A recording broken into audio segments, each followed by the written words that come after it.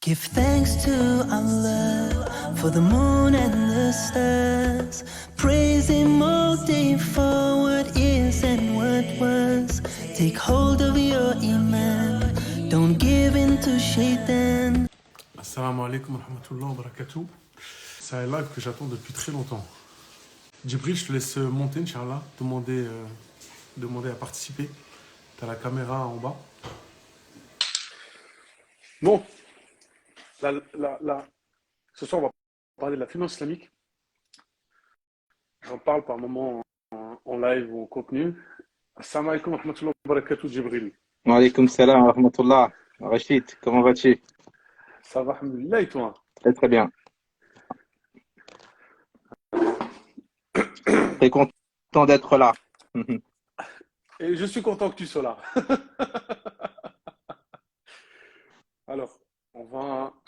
Alors, je disais, Djibril, on va parler de la finance islamique, expliquer c'est quoi la finance islamique, et surtout avoir ce privilège aujourd'hui de t'avoir en live avec nous. C'est plus pertinent, et avoir ton retour et ton expérience à toi. Et également de le ramener à la vie de tous les jours.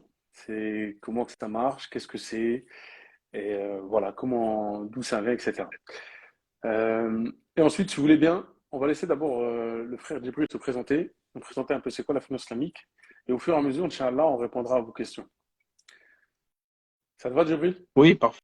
Avec Très plaisir. bien. Alors, merci déjà pour l'invitation. Je pense que c'est toujours un plaisir de parler de ce sujet-là, parce qu'il y a encore beaucoup de gens qui se posent des questions, beaucoup de gens qui ont des interrogations.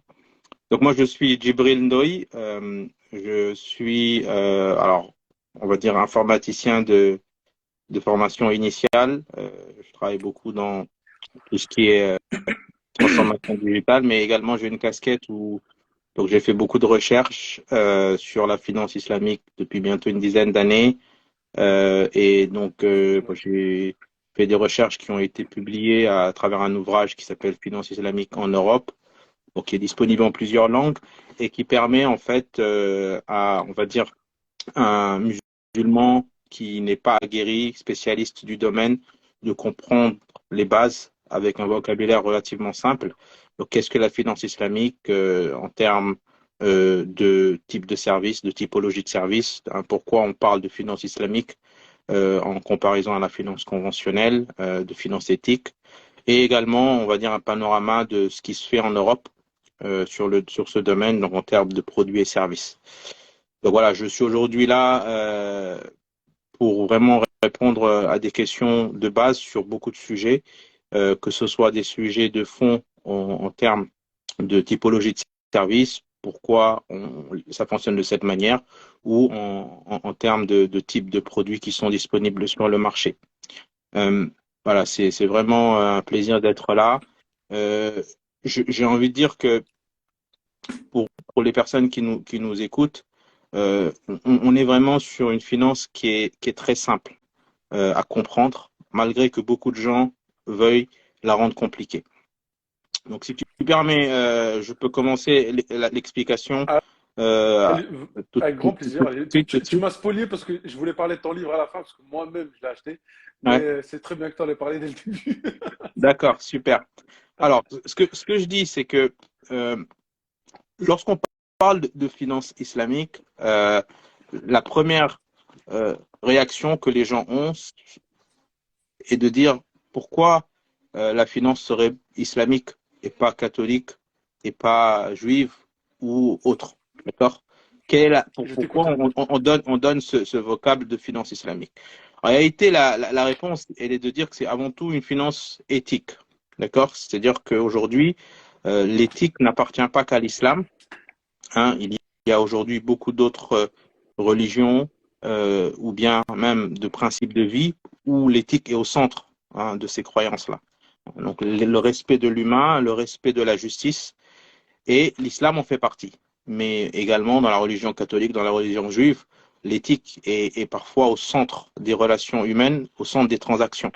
Donc lorsqu'on parle de finance islamique, on n'est pas en train de parler d'une finance spécifique aux musulmans, d'une finance spécifique aux arabes, d'une finance spécifique à une communauté spécifique ou à une secte. Hein, on est en train de parler vraiment d'une finance qui replace au centre des transactions la justice entre les deux parties, qui replace au centre des transactions le respect mutuel dans les transactions et le partage. Donc, lorsqu'on parle de finance islamique, en réalité, la réponse est de dire que, de façon générale, dans l'islam, lorsqu'il s'agit de définir qu'est-ce qui est licite et qu'est-ce qui est illicite, on a 4 sources du droit musulman. D'accord? La première source, c'est le Coran, d'accord? Donc les textes.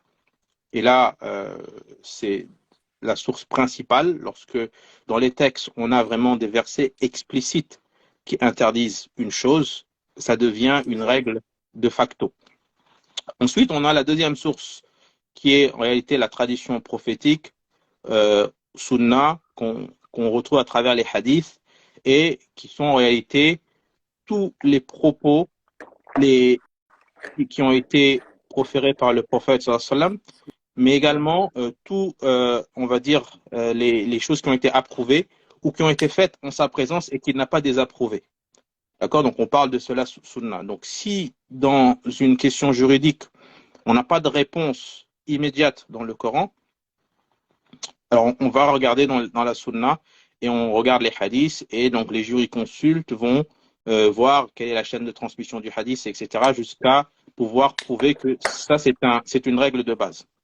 Ensuite, on a la troisième source, qui est que si on n'arrive pas à trouver de réponse explicite dans le Coran et dans la Sunna, on va se baser sur ce qu'on appelle al-qiyas, c'est-à-dire que certains jurisconsultes qui sont, on va dire, très aguerris, reconnus, vont faire parfois des analogies pour donner des réponses qui se basent sur le Coran et la Sunna, sur certaines questions de jurisprudence. Et enfin, la dernière source, c'est ce qu'on appelle al-ijma', c'est-à-dire que bien que le Coran n'ait pas mentionné une réponse explicite, que la Sunna n'ait pas mentionné une réponse explicite, ou qu'il y ait un jurisconsulte reconnu qui ait donné un avis sur une analogie, alors là, on va se baser sur ce qu'on appelle le consensus des jurisconsultes, que ce soit des jurisconsultes contemporains, ou voilà. Donc la finance islamique en elle-même, elle est en réalité le résultat d'une réflexion qui est l'extraction de principes autour de ces 4 sources-là. D'accord? Donc maintenant, si on se base sur quels sont les principes fondamentaux de cette finance qui se différencie de la finance conventionnelle par certains aspects. Le premier principe, et c'est celui qui est le plus communément partagé, c'est l'interdiction de l'intérêt. D'accord? Donc, l'intérêt voilà. L'intérêt dans une transaction entre deux parties est interdit explicitement. Et là, on parle vraiment d'une interdiction explicite dans le texte du Coran, où Dieu dit, Dieu a rendu licite la vente, donc entre guillemets avec profit, et a interdit l'intérêt. Donc c'est cette question-là qui est au centre de la plupart des questionnements en termes de finance islamique. Alors, quand on interdit, c'est que lorsque une personne prête de l'argent à une autre personne, donc supposons 100 000 euros, il n'y a rien qui, dans l'éthique, justifie qu'elle puisse appeler l'autre personne à lui rembourser plus qu'elle lui a prêté sous prétexte que c'est le temps qu'il lui accorde qui est la source de profit. Le temps, dans l'absolu, le fait d'accorder à une personne 6 mois pour rembourser ne doit pas justifier une source de profit, donc de dire je te prête 100 000 euros, tu me rembourses 120 000 euros. Ce n'est pas justifié parce que tout simplement le temps n'est pas une source. L'islam encourage le profit à travers de la création de valeur. Hein, donc que la valeur soit justifiée. Lorsque je demande à une personne de me donner plus, c'est parce que il y a une valeur que je lui apporte et le temps seulement n'est pas justifié par cette valeur-là. D'accord? Alors, maintenant, moi, ce que j'ai envie de dire, c'est que pour que ça soit pas trop théorique, nos auditeurs souvent se posent la question, oui, mais pourquoi, quelle est la rationalité derrière le fait que l'intérêt est interdit? Alors bien, c'est très intéressant parce qu'on est en plein dedans. On est en plein dedans lorsqu'on prend des exemples très contemporains. Et je vais donner à nos auditeurs 2 exemples qui montrent les méfaits de l'intérêt dans la société. Parce que c'est en fait de ça qu'on parle. D'accord? Alors, le premier exemple, c'est un exemple très actuel qui date d'une semaine. Hein. Vous avez probablement, vous écoutez, pour ceux d'entre vous qui voient l'actualité, on a l'une des plus grandes banques de la Silicon Valley qui s'appelle la Silicon Valley Bank, qui a déposé le bilan, qui a fait C'est faillite ça. il y a même pas 4-5 jours, alors que elle existe depuis bientôt 20 ans, mais elle a fait faillite. Et lorsque on regarde pourquoi elle a fait faillite, on comprend qu'en réalité, tout son modèle économique de profit, il est basé sur l'intérêt, d'accord? C'est-à-dire que c'est une banque qui emprunte de l'argent aux banques centrales et pendant des années, elle a emprunté de l'argent à quasiment taux zéro, donc c'était de l'argent gratuit. Et donc, elle prend cet argent-là, elle le prête à des investisseurs de start-up avec des taux beaucoup plus élevés. Donc là, elle fait des marges sur les intérêts, mais également, elle utilise les dépôts qu'on lui donne pour investir sur des obligations à intérêt. D'accord? Donc jusque-là, son modèle économique, c'est de dire, j'emprunte pas cher à la banque centrale et je prends cet argent-là, je le prête à des start-up pour derrière qui vont me rembourser avec intérêt sur plusieurs années. Et donc moi, toute ma marge, elle est faite là. Donc jusque-là, tout va bien, tant que l'argent devient facile à obtenir au niveau des banques centrales. Sauf que comme vous le savez, depuis bientôt 2 ans, la plupart des banques centrales du monde augmentent leur taux directeur en disant qu'aujourd'hui, on est dans une situation de conjoncture économique et on ne peut plus prêter avec des taux aussi bas. Donc les banques centrales ont augmenté leurs taux, donc forcément cette banque ne peut plus avoir de l'argent aussi facilement qu'avant. Et donc, par la force des choses, tout cet argent qu'elle prêtait, ils étaient plus rentables du fait qu'ils ne pouvaient plus emprunter au même taux qu'avant. Mais ce qui a forcé et accéléré leur faillite de façon assez spectaculaire en l'espace d'une journée, c'est que tout l'argent qu'ils investissaient, ils investissaient sur des obligations. Alors, j'essaie d'être le moins technique possible, mais je pense que les gens qui nous écoutent peuvent comprendre. Des obligations qui étaient des obligations d'État, qui devaient leur apporter beaucoup, mais à très long terme. Et finalement, sur leur compte de résultat, on se rendait compte qu'en réalité, en termes de liquidité, ils n'avaient pas assez pour pouvoir rentabiliser les demandes de retrait. Et en l'espace de 2 jours, le mot s'est fait, la rumeur s'est répandue. Ils ont perdu la confiance des gens. Ils ont perdu la confiance des gens et tout le monde a retiré, enfin une bonne partie de leurs clients ont retiré leur argent et ils étaient plus solvables et ils ont déposé le bilan. Donc, on voit concrètement qu'un modèle économique qui est basé sur l'intérêt, il est très instable et surtout injuste parce que au finish, ce qui se passe, c'est que c'est les gens qui vont devoir perdre leur argent et là, il y a toute la Banque fédérale qui vient à leur secours. Mais ça montre en gros, voilà, le problème de l'intérêt dans une société.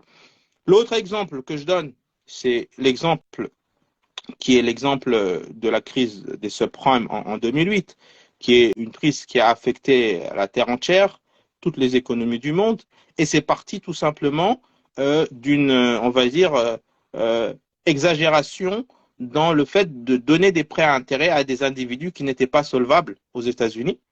Donc, les banques voulaient coûte que coûte faire du chiffre parce que en donnant des prêts, bah forcément, ils ont des marges derrière.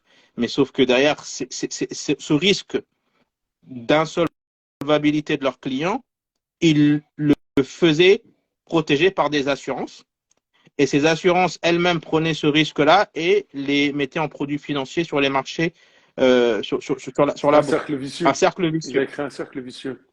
Et donc, ce cercle vicieux, il a duré pendant quelques années jusqu'au jour où on a eu cette fameuse crise des subprimes aux États-Unis, qui derrière s'est traduit par une crise de liquidité, qui derrière s'est traduit par une crise économique. Et donc là, pour revenir au BABA, l'intérêt est interdit parce que c'est une source d'instabilité dans la société, mais c'est tout simplement qu'il y a une injustice entre les différentes parties. Et si dans une société, il y a des gens riches qui prêtent à des gens pauvres avec intérêt, ben, en permanence, on maintient ce gap entre les riches et les pauvres. On ne permet pas aux pauvres de pouvoir, on va dire, s'enrichir de façon sans avoir avoir des trucs. Et le pire, c'est que lorsque vous êtes en défaut de paiement sur des prêts à intérêt, le remboursement augmente. Donc, il y a des solutions alternatives, mais j'y reviendrai. Le deuxième principe dans la finance islamique, qui est un principe très général, c'est l'interdiction de la spéculation. D'accord? C'est-à-dire que on fait des transactions sur quelque chose qui existe et quelque chose qui est factuel et qui est tangible, qu'on appelle de l'économie réelle. On ne fait pas des transactions sur des choses qui sont hypothétiques ou qui sont, on va dire, immatérielles sans qu'elles soient adossées par des actifs tangibles. Et encore une fois, pour que nos auditeurs comprennent pourquoi c'est interdit, c'est parce qu'il y a un risque, de défaut de paiement, d'injustice qui est très important. Donc, vous avez encore entendu dans l'actualité, il y a à peu près 3 mois de cela, la faillite de la deuxième plus grande plateforme de crypto-monnaie aux États-Unis, qui s'appelle FTX, qui elle-même, elle a en réalité, pendant longtemps, fait des investissements sur des cryptos, mais les cryptos, vous savez, c'est aujourd'hui, selon quasiment l'unanimité des ulama musulmans, celles qui ne sont pas adossées à des actifs tangibles comme de l'or ou une monnaie fiduciaire, c'est pas licite parce que tout simplement, il y a un risque d'instabilité dans la société. On ne peut pas prendre une crypto comme une monnaie commune pour tout le monde, d'accord? Parce que la volatilité de la monnaie, elle est trop instable. Pourquoi? On va dire, on va appeler une crypto qui s'appelle, je sais pas moi, crypto. Elle coûte aujourd'hui 1 euro, d'accord? Bon, la volatilité fait que demain, elle coûte 2 euros. Après-demain, elle coûte 10 euros. Ensuite, elle monte à 10 000 euros. La question est dans la société, comment on va pouvoir différencier la fortune des gens si chacun prend des cryptos aujourd'hui et demain? Aujourd'hui, j'achète une baguette avec une crypto. Demain, j'achète une voiture. Après-demain, j'achète une maison. Et dans 10 ans, je reviens à une baguette. Donc ça peut pas être quelque chose de ça dans une société. Donc c'est pour ça que c'est quelque chose qui, selon quasi l'humanité des ulama contemporains sunnites, c'est quelque chose qui n'est pas licite. Donc FTX, en l'occurrence, ils ont mis une plateforme d'échange sur des cryptos où les gens venaient acheter, mettaient de l'argent réel, donc du dollar, et derrière, ils achetaient des cryptos, sauf que ces cryptos-là, avec la crise des crypto-monnaies, elles ont baissé. Eux, cet argent, lorsque les gens viennent pour retirer l'argent, c'est toujours ça le problème, c'est que dès qu'il y a panique, les gens viennent retirer leur argent et ça accélère la faillite de la structure. Donc, la spéculation sur des actifs qui sont immatériels, c'est par définition interdit dans la finance islamique et dans l'islam. D'accord? Donc, troisième point, et on va finir avec ça, c'est un point qui est beaucoup plus simple à comprendre, c'est que forcément, tout ce qui est lié à des industries illicites en termes d'investissement, c'est quelque chose qui se comprend que c'est interdit. Donc forcément, lorsqu'on a de l'argent, on investit dans quelque chose de licite et quelque chose qui est utile à la société. Donc on ne va pas investir dans de l'alcool qui, en réalité, est une source de beaucoup de maux dans la société. On parle de la France là. On ne va pas investir dans une industrie du divertissement pour adultes, etc. Donc c'est très facile à comprendre. Donc voilà. Après, c'est bien que tu le rappelles. C'est bien que tu le rappelles, parce que c'est les fondamentaux, mais c'est important de le redire. Donc maintenant, la question, c'est, voilà, quand je suis un musulman moyen, actif, qui gagne ma vie tous les jours, j'ai des besoins. J'ai un besoin d'acheter ma résidence principale. J'ai un besoin de pouvoir m'équiper. J'ai un besoin de pouvoir investir mon épargne. Donc, tout cela, ce sont des besoins de la vie de tous les jours sur lesquels l'islam donne des réponses claires. Et on n'est pas obligé de se dire, comme beaucoup de gens, c'est impossible sans le riba. Donc aujourd'hui, je pense que notre discussion elle est un peu là et j'aime bien ce qu'on dit, c'est-à-dire investir sans riba, c'est possible. Et aujourd'hui, de là, que ce soit en France ou dans la plupart des pays à l'étranger, il est possible d'investir sans riba et de s'enrichir de pouvoir justement préparer sa retraite, de pouvoir également ouvrir de nouveaux projets, permettre à des entrepreneurs de pouvoir s'installer. Donc, il y a vraiment beaucoup de solutions possibles et il suffit pas de dire pour le faire, je n'ai pas d'autre choix, il faut que j'aille dans la banque du coin, que je fasse un prêt en intérêt pour lancer mon affaire. Non, Faut que ça, je fasse la guerre à voilà, Allah et au prophète sallallahu alayhi wa sallam. voilà. J'ai une question technique, mais ça c'est plus tu sais, pour réveiller la jeune communauté ou pourquoi pas la- les trentenaires. Quel est le poids de la finance islamique? Parce que moi j'ai lu ton livre, je m'intéresse à la finance islamique, je ne suis pas spécialisé, je ne suis pas expert, loin de là. Mais alhamdoulilah, le sujet m'intéresse, mais je veux ramener le fait, ton retour à toi. Quel est le poids de la finance islamique? Quelle est son évolution depuis des années que tu suis? Voilà, pour mettre un peu les choses dans leur contexte. Est-ce qu'il y a un futur ou pas un futur? Voilà, c'est ça, ma question va être ça. Oui, bien sûr. Alors, c'est une très bonne question. Euh, Lorsqu'on regarde la configuration du monde dans lequel on vit, dans le monde musulman de façon générale, donc quand tu parles par exemple des pays de l'OCI, on va dire là où la finance islamique est euh, le plus développée, c'est un certain nombre de pays, et on va les citer par ordre d'importance, c'est la Malaisie, les Émirats arabes unis, le Qatar, l'Arabie saoudite, l'Indonésie, la Turquie et Oman et les autres pays, on va dire, du Golfe, d'accord? Mais la Malaisie aujourd'hui est certainement le pays du monde où la finance islamique est la plus développée et qui est un modèle pour beaucoup d'autres pays. Maintenant, en termes de chiffres et d'actifs, on est vraiment très très loin de ce qui se fait dans la finance conventionnelle. Aujourd'hui, le poids des actifs en finance islamique dans le monde représente quasiment à peine 1% par rapport à ce qui se fait dans tous les autres pays du monde. Donc ça veut dire que même dans les pays à population majoritaire musulman, Musulmane. l'essentiel de la finance est dominé par la finance conventionnelle, Conventionnel. là où beaucoup de gens continuent à faire des prêts à intérêt, des obligations d'État, etc. Donc le poids en termes d'actifs, il est encore très réduit.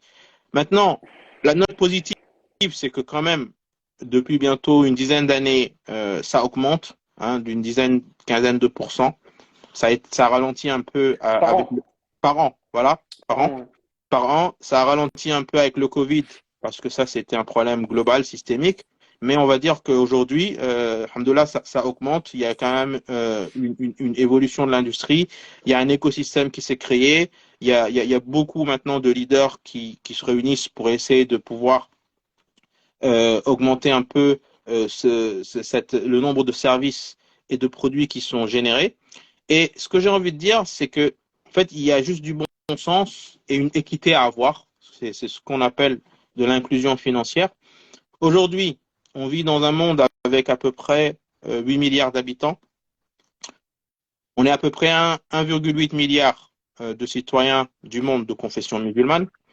À cela, on peut rajouter les catholiques, qui eux également, normalement, en principe, s'ils suivent leur texte, ne devraient pas aussi adhérer à une finance aussi destructive. Donc, on a à peu près facile entre un tiers et trois quarts de la population mondiale qui, on va dire un tiers, voire la moitié de la population mondiale, qui, de facto, par leur principe de vie, n'adhèrent pas à une finance qui est basée sur l'intérêt et sur l'installabilité. Sauf que la réalité, elle est autre. Ce que disent certains démographes, il y a un think tank qui s'appelle Pew Research, qui sont spécialisés dans l'évolution de la démographie mondiale. Ils estiment qu'à l'horizon 2050, déjà, ne serait-ce que avec 9 milliards d'habitants dans le monde, on aura facile entre 2,8 et 3 milliards de citoyens du monde de confession musulmane. À cela, on va rajouter quasiment la même chose de catholiques. Donc, on sera entre 5 et 6 milliards et on va toujours devoir être tributaire d'une finance qui nous impose l'intérêt, qui nous impose Donc, c'est-à-dire que là, il y a une nécessité d'équité au niveau mondial. De dire, voilà, il nous faut un système alternatif. Et ça va pas se faire tout seul. Il faut que ça se fasse par le haut, par les États qui puissent démocratiser cette finance-là, et également par le bas, par les citoyens qui puissent dire non à certains produits et dire, voilà, moi, j'ai mon argent, j'ai le droit de décider où je le mets, dans quelle banque je le mets, comment j'investis, de telle manière à ce que je puisse contribuer à réformer le système petit à petit parce que j'ai une éthique et j'y adhère et je ne veux pas que ça change.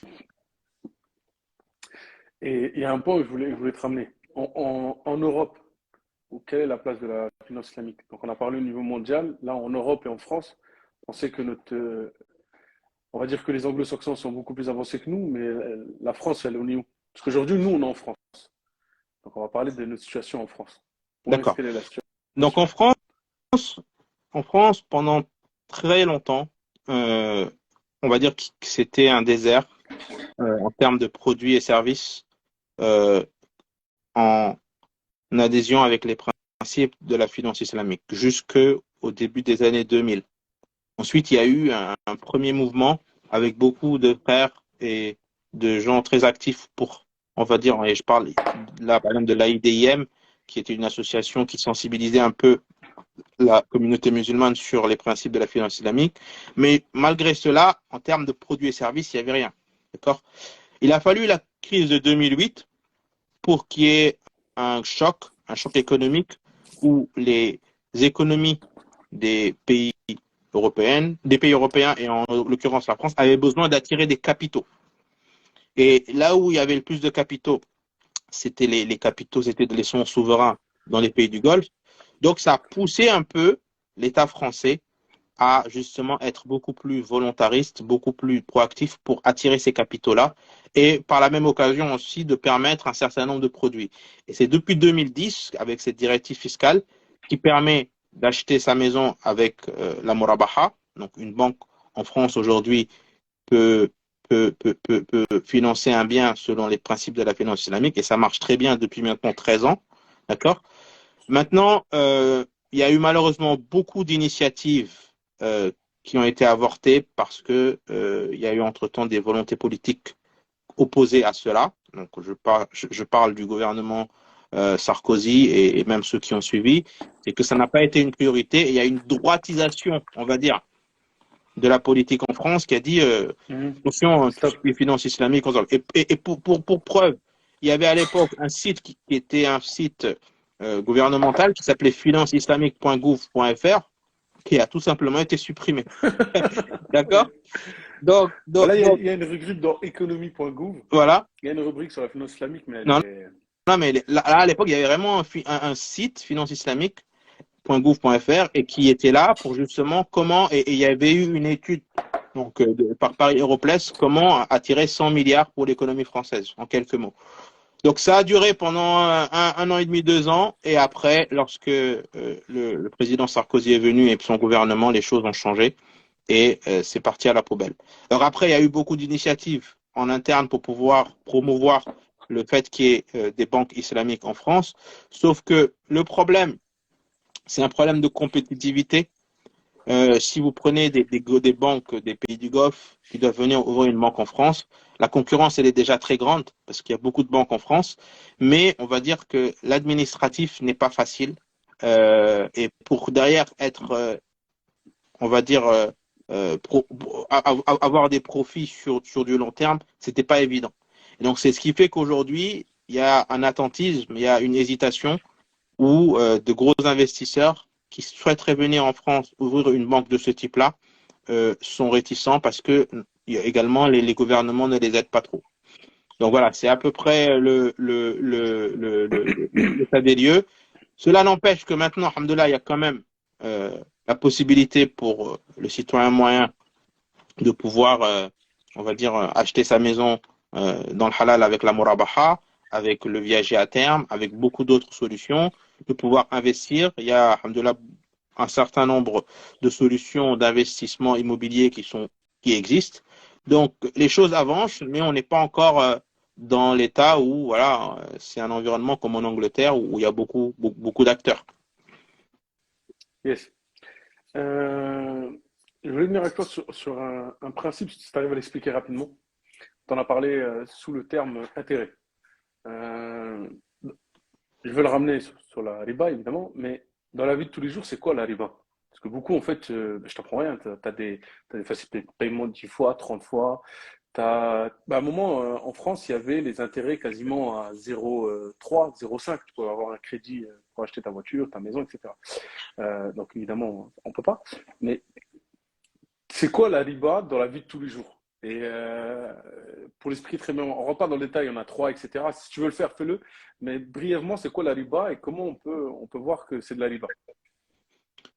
En fait, la riba, c'est avant tout ce qu'on appelle l'usure. L'usure, c'est le taux d'usure ou l'usure, on peut l'appeler comme on veut, c'est d'imposer à une personne, un emprunteur, un retour sur un prêt qui va au-delà de ce qui est raisonnable. D'accord? Et qui est justifié par le fait qu'on lui accorde un certain temps pour pouvoir rembourser. D'accord? Donc, le fait tout simplement de rajouter un coût supplémentaire sur un emprunt, un prêt, en disant que c'est justifié parce qu'on te donne du temps, ça, c'est pas valide. D'accord? Et d'autant plus que lorsqu'il y a un problème et que la personne n'est pas en mesure de rembourser, on lui dit tu vas encore rembourser plus. D'accord? Mhm. Donc c'est pour ça ce que je dis que, en fait, le riba, c'est avant tout une notion de base qui dit que le temps n'est pas une raison pour rajouter du profit sur une transaction basée sur de l'argent. D'accord? C'est ça. Donc, c'est valable sur l'emprunt immobilier, c'est valable sur les prêts à la consommation, c'est valable sur tout type de transaction entre deux parties où la première partie impose à l'autre de rembourser plus ce qu'elle n'a donné, juste sous prétexte que c'est parce qu'elle lui accorde du temps supplémentaire. En quelques mots. Ok. Je vais te ramener maintenant un peu plus sur l'immobilier, hein, qui est mon domaine, investir dans l'immobilier sur l'IVA. Et j'ai des fois des questions qui me disent, ou des commentaires de l'AOMA, qui me disent, oui, mais dans tous les cas, c'est de la riba ce que tu fais, parce qu'au final, quand je fais des opérations d'achat-revente, la personne qui va t'acheter, on est en France, dans 99% des cas, va acheter à crédit. Et je voudrais ton retour, parce que tu es imam, tu es spécialiste en finance islamique à la Moubarek, tu as cette double casquette. C'est ton retour qui m'intéresse. Alors, bon, moi, je me reconnais pas comme imam. Je suis très actif dans les mosquées, mais je préfère pas dire que je suis imam. Mais ce que je veux dire, c'est que, en fait, D'accord. aujourd'hui, euh, lorsque une personne veut investir et acheter un bien immobilier, d'accord, et qu'elle part dans une banque pour avoir ce prêt-là, c'est entre elle et la banque. Donc, c'est un contrat entre elle et la banque. Bon.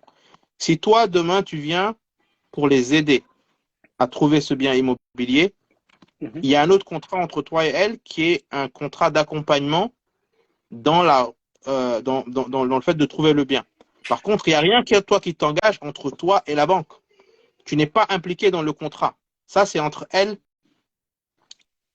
et la banque, cette personne-là qui a pris ce printemps, et ça n'engage qu'elle. Mais toi, le service que tu fournis, c'est un service direct où il n'y a pas d'intérêt Mhm. entre vous deux. Et après, elle est adulte, elle est consciente que prendre un prêt à intérêt, c'est quelque chose qui n'est pas dans l'éthique musulmane. Et donc, toi, tu n'as rien à voir dedans. Je veux dire, on ne peut pas t'accuser de Ok. participer à une transaction de riba alors que toi, ce que tu fournis comme service, ça n'a rien à voir. Ok, alors tu es venu sur ma deuxième question. Moi, ma question, c'était plutôt, mais je vais aller plus loin sur ce que tu es en train de dire d'abord. Donc, c'est-à-dire que quelqu'un qui fait un crédit de son côté, que moi ou quelqu'un d'autre, de là au moins, qui l'accompagne ou qui l'aide, etc., qui la conseille sur son projet d'investissement, à partir du moment où c'est pas toi qui as fait la mise en relation, c'est pas toi qui travaille sur ce dossier, c'est pas toi qui est le banquier, ou automatiquement courtier derrière, avec une double casquette, tant que c'est toi qui apporte le conseil, il n'y a pas de souci. Là où le retour qu'on peut avoir, c'est de dire, oui, mais tu l'as, comment je vais t'expliquer, comment je vais, tu l'as, tu la soutiens ou tu acceptes son péché pour aller avec toi faire son processus. Je ne sais pas si j'étais clair ou pas. Non, non, je pense que là, on rentre dans des considérations très particulières de dire que on est en train d'impliquer une troisième partie dans un contrat où elle n'est pas impliquée. La personne qui fait un prêt à intérêt, c'est un contrat entre elle et la banque. Toi, tu n'as rien à voir dedans. D'accord? Toi, aujourd'hui, le service que tu proposes, c'est un service d'accompagnement pour tous les citoyens qui veulent acquérir. La manière dont ils vont récupérer les fonds, ça ne t'engage pas. Et ça, je me rappelle, j'étais encore à ce qu'on appelle l'Islamic Financial Network de la Malaisie, il y a à peine en septembre dernier, non, c'était en novembre dernier, je crois. Et ils avaient invité un mufti, justement, et il y avait une question très similaire sur ça, qui justement mettait beaucoup de gens en conflit. Et lui, il a répondu en disant, voilà, aujourd'hui, nous, notre rôle, c'est de pas être suspicieux sur la manière dont les gens récupèrent leur argent. Ça, c'est des contrats bipartites. Toi, tu n'es pas dans ce contrat bipartite-là. Si tu raisonnes de cette manière-là, en réalité, on va être dans la suspicion permanente sur beaucoup d'autres aspects. Alors, vas-y, l'islam. L'islam n'est pas dans une logique où on est là pour être dans la suspicion. La personne, elle sait clairement que le prêt à intérêt n'est pas de l'éthique musulmane. Si elle le fait en connaissance de cause. Les fonds qu'elle ramène, toi, tu n'as rien à voir sur le fait de lui dire je t'aide à trouver un bien. Il faut vraiment faire la différence entre ce type de contrat-là. Même si toi, tu sais qu'elle a fait de la riba. Même si toi, tu sais qu'elle a fait de la riba. Okay. Et il y a beaucoup d'exemples dans la sunna dans ce sens-là. Ok. Alors, pour répondre, moi, j'accompagne que les gens qui payent en fonds propres. Parce que, déjà, je fais pas de riba. Et parce que j'avais également cette pensée. Alors, ça ne veut pas dire que je l'enlève avec notre échange de ce soir, mais ton éclaircissement, je te remercie pour ton éclaircissement. Et j'avais également cette pensée qui était que si j'accompagne quelqu'un qui fait de la riba, même si ce n'est pas moi qui le fais, même si ce n'est pas moi qui l'a guidé, même si ce n'est pas moi qui l'a conseillé pour le faire, le fait de l'accompagner à réussir son projet, sachant que la base, elle est faite avec des péchés, c'est comme si je la poussais dans ce sens. C'était ma croyance. Donc tu me dis que ça, c'est pas d'actualité et que non. En tout cas, moi, ça marche pas dans ce sens-là. j'ai entendu beaucoup de muftis et je peux te donner les références qui expliquent, parce que c'est une question effectivement qui revient dans différentes discussions, mais encore une fois, tu n'es pas impliqué. Nous, notre travail, c'est un travail de sensibilisation des actifs à justement refuser le riba. Mais toi, tu proposes un service qui est un service d'accompagnement. Ta responsabilité, elle n'est pas de dire l'argent d'où est-ce qu'il provient. Et ça, je te confirme que j'ai vu les réponses juridiques dans ce sens-là. Maintenant, c'est des sujets où chacun peut faire des choix. Il y a des personnes qui, de façon éthique, disent « moi, je ne veux pas être impliqué ». C'est un choix qu'on peut respecter, mais il ne faut pas imposer faut pas en faire le choix. halal illicite. Voilà. La question du halal et du haram dans l'islam, c'est une question subtile sur laquelle il faut se référer aux avis des ulama contemporains. C'est pour ça, moi, personnellement, je ne donne pas d'avis personnel sur ce qu'on me pose des questions sur ça. Je dis, voilà, voici ce que tel savant dit, voici ce que la majorité des savants disent. Mais mon avis personnel, c'est pas un avis de référence. Je ne suis pas un savant et surtout sur la question de la licéité des choses, on ne peut pas se permettre de donner des avis personnels, à moins que ce soit des avis qui sont clairement expliqués et sur lequel il n'y a pas d'équivoque. Okay. Mais tout ce qui est équivoque, il faut vraiment se fier à la réponse des ulama contemporains pour être truc. Et sur cette question-là, moi je te confirme, et si tu veux, je te donnerai des références, mais il y a rien qui t'engage dans ce sens-là. Ok. Bon, moi j'ai fait le choix inverse, mais je te remercie pour ton retour, on en reparlera. Oui. Et ma première question était plutôt si moi je viendrais vendre récemment un bien, la personne qui m'a acheté me l'a acheté à crédit, moi. Tu vois. Oui. Donc ça répond, c'est une double réponse que tu m'as fournie au final, parce que la personne qui me l'a acheté En aucun cas, je l'ai conseillé, en aucun cas, j'ai parlé de son crédit, en aucun cas, je l'ai orienté. Donc, ceux qui ont cette croyance, et là, je ne parle pas de l'accompagnement, je parle vraiment de j'achète un bien, je le revends, et la personne m'achète un crédit. J'ai des retours que non, mais c'est pas bien, non, mais il faut pas. Mais tu as déjà répondu en disant qu'en fait, c'est pas le contrat, c'est pas avec moi, je suis ni intermédiaire, ni conseiller, et c'est en aucun cas ma responsabilité, quoi. Donc, la personne peut acheter. Bien sûr, bien sûr. C'est, c'est, c'est, c'est pas ta responsabilité. C'est pas ta responsabilité d'aller chercher où est-ce que les gens gagnent leur vie. Si tu rentres dans ce domaine-là, tu vas même dire certaines personnes qui travaillent dans des industries qui sont pas halal, je prends pas leur argent, je vais pas leur vendre. Tu pourrais dire, tu pourrais extrapoler, dire, ah ben celui-là, il travaille il a un travail qui n'est pas licite, donc je lui vends pas. Et tu vois, ça peut aller très loin si on raisonne comme ça. Ça peut aller Tu très, vois? très loin, très, très loin, Donc, très, très c'est loin. pas notre responsabilité de savoir où est-ce que les gens viennent leur argent. Nous, on est couvert dans notre transaction entre deux individus et la loi couvre les transactions. À part il y a un contrat où l'argent y vient, c'est pas ta responsabilité. Ok. Alors, j'espère que ça a pu éclairer énormément de monde, Inch'Allah. On le réutilisera, cette partie-là. Alors, je voulais revenir sur une partie, parce que tu as dit quelque chose qui était intéressant. On a déjà parlé en live. L'une des possibilités d'acheter sur riba quand on n'a pas les fonds propres, en tout cas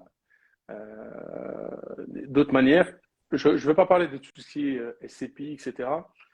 Je vais parler, tu as utilisé le terme vente, tu as utilisé viager à terme. Alors, juridiquement parlant, c'est une vente à terme, parce qu'un viager est toujours lié à la, comment je vais dire ça? À la vie de la personne, en fait. C'est à parler entre les deux. On ne peut pas faire un viager à terme. C'est soit un viager occupé, soit libre, mais la vente à terme, elle est à part du viager. C'est un contrat différent. Mais je voulais en venir sur cette partie-là. En fait, c'est quoi? Voilà. Je vais te laisser toi expliquer, si tu veux bien, c'est quoi la vente à terme et comment, en fait, nous, la communauté, on peut l'utiliser, parce que c'est un- c'est très utile pour la communauté quand on veut acheter un bien et qu'on on peut avancer comme ça. Oui, bien sûr. Alors, en fait, l'une des, l'un des principes hein, dans un contrat de vente dans l'islam, c'est que tous les termes du contrat doivent être clairs, nets, précis, sans ambiguïté et sans incertitude. D'accord? Ça, c'est très important. Lorsqu'on fait un contrat entre deux personnes, il ne faut pas qu'il y ait d'ambiguïté.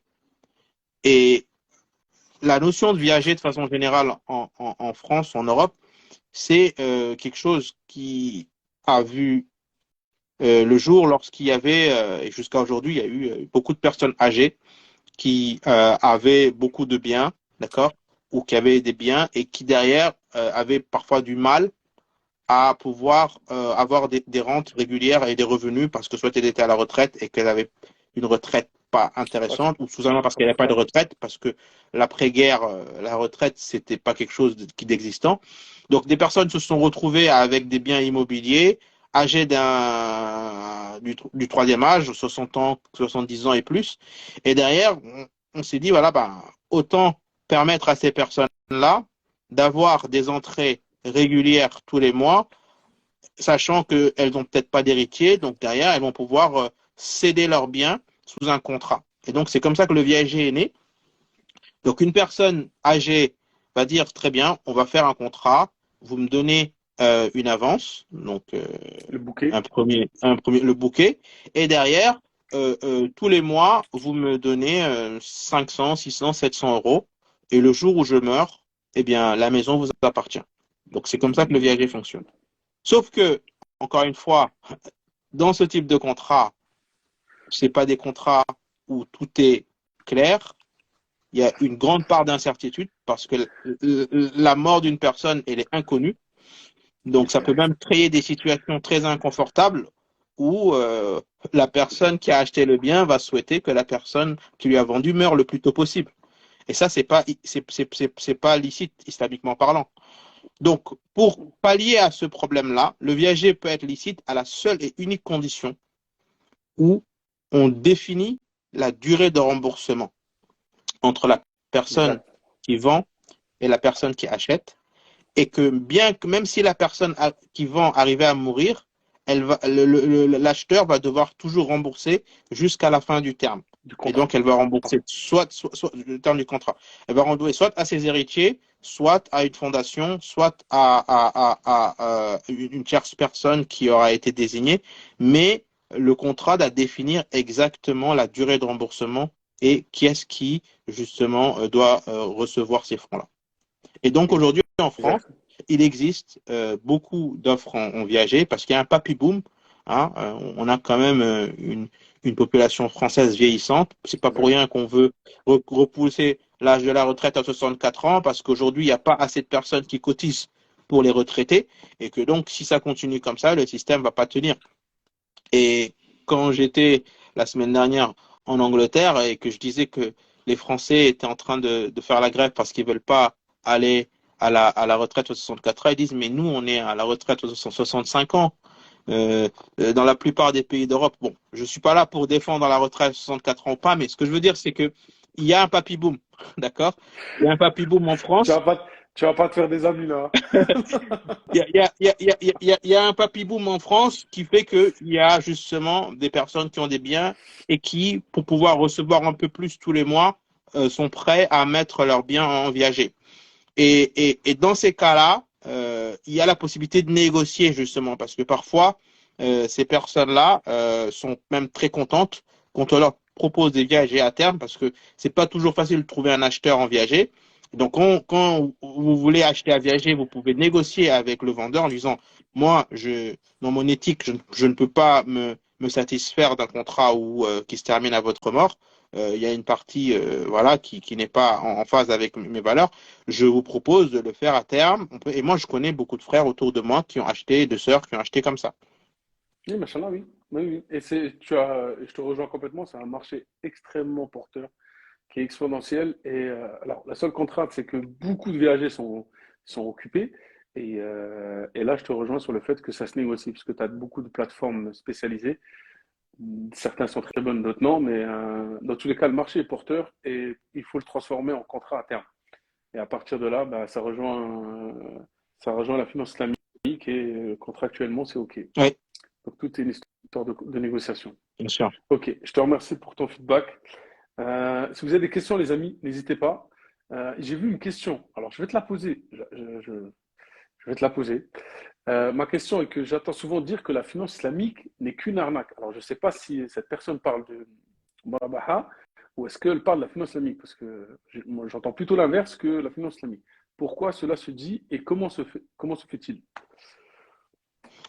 Parce qu'il faut Alors, expliquer que la finance islamique, si je peux me permettre, c'est pas quelque chose qui a des siècles. Textuellement parlant, je parle. Donc, qu'est-ce que tu pourrais me oui. faire comme retour? Ce que je veux dire, c'est que dans, lorsqu'on parle de finance islamique, il y a beaucoup de détracteurs. D'accord? Donc, des gens qui vont vous dire Comme que de toujours. toute façon, c'est pareil, il n'y a pas de différence entre cette finance et la finance conventionnelle. Il y a toujours le profit et l'intérêt. C'est pareil. Alors que le profit et l'intérêt, c'est pas pareil.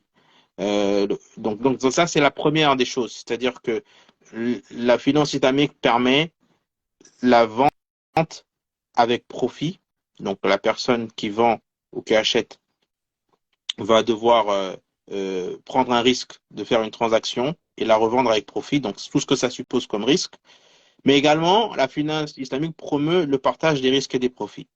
Donc maintenant, ce qui va se passer, c'est qu'il y a effectivement, dans certains marchés, des dérives de certaines banques qui se disent des banques islamiques, qui derrière essaient d'utiliser leur position de monopole pour pouvoir justement engranger le maximum de profit et dépassent l'éthique musulmane en mettant des profits qui sont irraisonnables, tout simplement parce que les gens sont naïfs en disant c'est une banque islamique, donc c'est bon, alors que parfois ils font des profits irraisonnables. C'est pour ça que lorsque vous entendez parler de banque islamique, essayez toujours de regarder qu'est-ce qu'il y a derrière dans le Sharia Board. Parce que qu'est-ce qui fait qu'une banque elle est soi-disant islamique, c'est que derrière, on fait confiance à des ulama, donc des jurisconsultes, des gens reconnus, respectés pour leur science, pour leur expertise, pour le travail qu'ils ont fait au niveau du domaine de la jurisprudence sur ces points-là. Donc généralement, c'est des personnalités connues dans le monde musulman qui vont siéger au Sharia Board de toutes ces banques. Et ces personnalités-là, elles vont scruter les contrats ligne par ligne pour comprendre exactement qu'est-ce que la banque propose aux clients. D'accord? Donc, ils vont scruter les contrats ligne par ligne et ils vont pouvoir donner leur accord sur le fait que cette transaction, ce service, ce produit, il est charia compliant. Et c'est là où on peut se dire, voilà, c'est une banque islamique. Mais on ne va pas accepter que n'importe quelle banque qu'on ne connaît pas. Voilà, donc c'est pour ça que le conseil que je donne, c'est voilà. Donc maintenant, la question de l'arnaque, parfois, elle est un peu exagérée. C'est que parfois, on dit, on compare le taux d'intérêt d'une banque conventionnelle et on compare le profit que fait la banque dans une banque islamique et on dit c'est plus élevé, donc c'est une arnaque. Non, le fait que c'est plus C'est élevé, exactement ça en plus. le fait que c'est plus élevé, généralement, c'est pas lié au fait que c'est une arnaque, c'est le fait qu'elle a une Prise de risque. position de monopole sur un marché où il n'y a pas assez de concurrents. D'accord? Donc, elle peut se permettre de fixer ses prix. Maintenant, elle est là où la subtilité, c'est que normalement, les charia board, ils doivent quand même vérifier que les banques ne font pas des profits démesurés sous prétexte qu'elles ont une position de monopole. D'accord? Mais on ne va pas aider le marché à croître si tout le monde est détracteur en disant non, les banques islamiques, elles font des arnaques. Je pense que c'est une position qui n'est pas recommandée, mais il faut quand même de la vigilance pour savoir qu'est-ce qui est une banque islamique et qu'est-ce qui ne l'est pas. J'ai une question qui me revient souvent aussi, Djibril, si tu veux bien. C'est par exemple pour les contrats islamiques d'achat de biens, voilà, Murabaha, où j'explique brièvement, tu peux me compléter si tu veux. C'est toi, tu trouves le bien, tu négocies déjà en avance, tu vas voir la banque islamique en France. Elle va acheter le bien à ta place, mais tu connaîtras déjà le contrat en amont, tout sera déjà ficelé. Donc, si tu es OK, elle achète le bien à ta place. Vous passez chez le notaire. Dans la foulée, tu repasses une deuxième fois chez le notaire et tu rembourses tous les mois. Et la banque fait un bénéfice parce que tu es au courant, tu sais tout et tout est déjà clair. Beaucoup me posent la question sur les fonds de la banque initialement. Donc, est-ce que ça rejoint ce que tu expliquais tout à l'heure par rapport à quelqu'un qui m'achète moins via un crédit ou qui vient avec ses propres fonds et ça le regarde de ce qu'il fait? Ou est-ce que le fait de savoir que, par exemple, certaines banques françaises, avec les actifs qu'ils font et la riba qu'ils font dans quasiment tous leurs services, euh, on peut faire ce genre de partenariat ou non? C'est des questions que j'ai récurrentes sur cette pratique. C'est une très bonne question. Alors, effectivement, lorsque l'on sait clairement que le cœur des profits d'une banque, il est basé sur le prêt intérêt, je pense que c'est un peu hypocrite de la part de certaines banques de dire qu'elles font des services qui sont en phase avec la finance islamique et que derrière, tous les fonds dont on parle, ce sont des fonds qui proviennent de profits à intérêt. D'accord? Pourquoi il y a une différence entre celle-ci et les individus? La différence avec la banque, c'est que là, aujourd'hui, prétend, elle prétend faire un financement qui est en phase avec la finance islamique, alors que les fonds qu'elle utilise sont des fonds qui viennent du riba.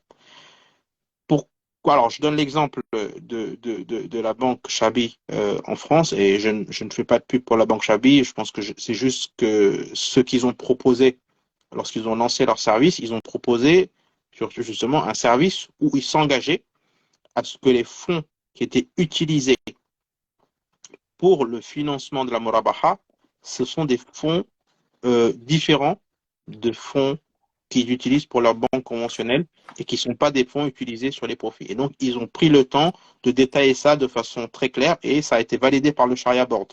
D'accord? Donc, le Sharia Board de la banque Chabi qui a validé leurs produits. Quand tu dis Sharia board, pour ceux qui ne savent pas, c'est interne, externe, c'est des savants du pays du Golfe, c'est quoi? des savants externes et c'est des savants externes qui sont reconnus, d'accord? Et c'est pour ça que je demande, je dis à toutes les personnes qui nous écoutent, lorsque vous engagez avec ce type de transaction, renseignez-vous clairement parce que le musulman moyen, il n'a pas l'expertise, il n'a pas la connaissance pour dire oui, c'est licite, c'est pas licite. Non. Demandez aux gens du rappel si vous ne savez pas. Donc, demandez à la banque, demandez au service qui est-ce qui siège au Sharia Board, qui sont ces ulama-là, regardez leur CV, regardez d'où est-ce qu'ils viennent, qu'est-ce qu'ils ont fait, qu'est-ce qui les rend légitimes pour être dans un charia board. Il faut de la vigilance. On ne peut pas juste dire c'est parce qu'ils ont mis un terme islamique qu'on fait confiance. Il y a des scandales parfois. Et c'est un peu comme le halal. Hein, on met un flag halal, on dit c'est bon, c'est halal. Non, on voit bien qu'il y a eu beaucoup de scandales dans le halal en France. Eh bien, aujourd'hui, bon, C'est pas fini. l'écosystème, il est très petit. Donc, ce qu'on dit, c'est que lorsqu'on veut s'engager dans ce type de transaction, prenez le temps de vous renseigner, de voir au moins quelles sont les personnalités qui siègent dans ce Sharia board là, parce que parfois, on a des surprises. Et ça revêt toujours la même chose, allez chercher la formation Oui, par vous-même. N'attendez pas qu'on vous la donne, allez la chercher et ne mettez pas votre fonctionnement et vos choix sur le dos des autres. En tout cas, c'est comme ça que je fonctionne. ouais. Ok. Et donc là, à ce moment-là, quand on a un doute, bah, clairement, on peut pas pratiquer, on peut pas utiliser ce process-là. Alors, fattaqullah mastata'tum, c'est chacun va faire le choix qui lui paraît le plus pertinent lorsqu'il fait des décisions d'investissement ou d'achat. Mais quand il y a un doute, le principe, c'est de chercher autre chose qui soit moins douteux. Effectivement. Euh, alors, je vais commencer à lire vos questions si vous voulez bien. Alors, je vais essayer de remonter un peu, mais m'en voulez pas, je vais pas réussir à remonter jusqu'en haut parce que, machallah, ça tourne pas mal. Alors, peut-on poser Oui, tu peux poser des questions. Hop, hop, hop, hop. Alors, pour ceux qui ne connaissent pas l'ami Djibril, je vous laisserai aller voir son compte Instagram. Vous avez de la chance, il fait des posts bilingues. Donc, vous pouvez, si vous n'êtes pas trop francophone, vous pouvez comprendre l'anglais. Et en tout cas, c'est très simplifié, très détaillé. Ou prendre son livre tout simplement. Malheureusement, les banques islamiques font beaucoup plus de profit. Donc ça, on en a parlé. J'essaie de retrouver devant. Ah là, voilà une bonne question. Tu sais, en France, tu as beaucoup de prêts zéro. Que ce soit pour les sociétés, quand tu te lances, subventions, communautés de communes, etc. Et tu as également les prêts d'État, le PTZ. Alors le PTZ, je ne vais pas rentrer dans les détails, mais normalement, il doit être associé à un prêt. Tu ne peux pas avoir le PTZ sans prêt. Là, la question qu'on a, c'est pouvez-vous parler des emprunts à tes euros?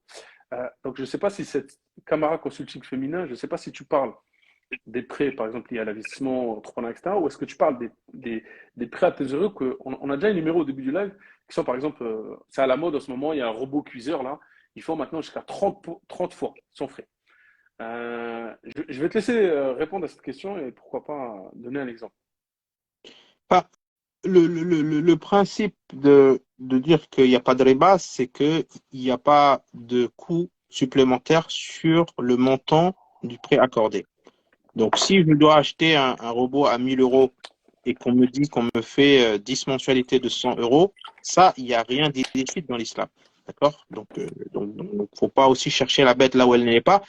Là où, par contre, il faut être vigilant, c'est quand même regarder les contrats, savoir que, se dire qu'il n'y a pas aussi de taux en cas de défaut de paiement. Parfois, il y a ce type de choses-là qui peuvent être cachées derrière, vous voyez.